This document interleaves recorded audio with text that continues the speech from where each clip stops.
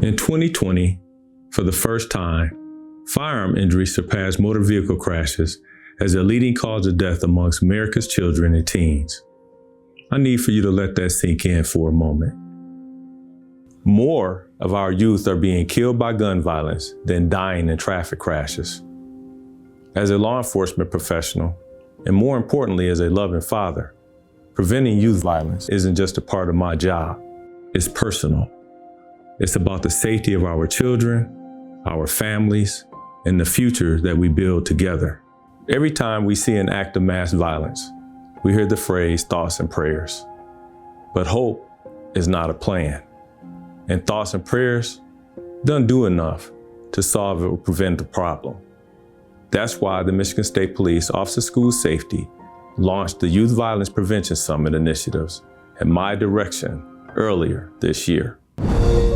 Across 6 sessions, impacting a half dozen counties and reaching under just 1,000 young people. These summits were designed with one clear purpose: to listen. We didn't gather to talk at young people, we gathered to learn from them. Students spoke honestly about mental health, resilience, leadership, and what safety truly means in their schools and communities. During the breakout sessions, they shared and received real solutions grounded in lived experiences.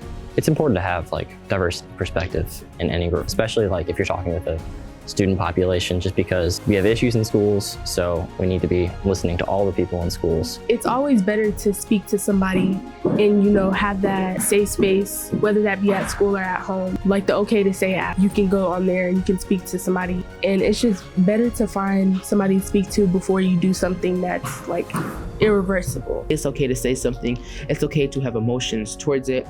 But most importantly, it's okay to release those and never to bottle it in, because as we've learned today, when they get bottled in, things like suicide and potential self-harm comes into play. This summit was put together very nicely to open those lines of communication.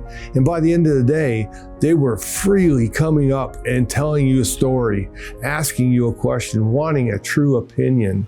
And that felt really good. In the whole landscape of school safety, we often hear from school administrators, we hear from teachers, we hear from law enforcement, but having kids talk about the solutions related to violence prevention is extremely powerful. The ideas, the energy, the dynamic, the interface with our speakers, it's really been an incredible experience. We've heard from the SROs that are accompanying them, or the school administrators, or the counselors that are accompanying them, saying, this is the first time we really feel like kids are being listened to, and the first time that door is being opened for them to have the conversation. So you see it when they come in the morning, they're not quite sure, what to expect. And then by the end of the day, they're really energized and ready to sort of dive in their own schools. The success of this year's Youth Summit isn't measured by attendance alone.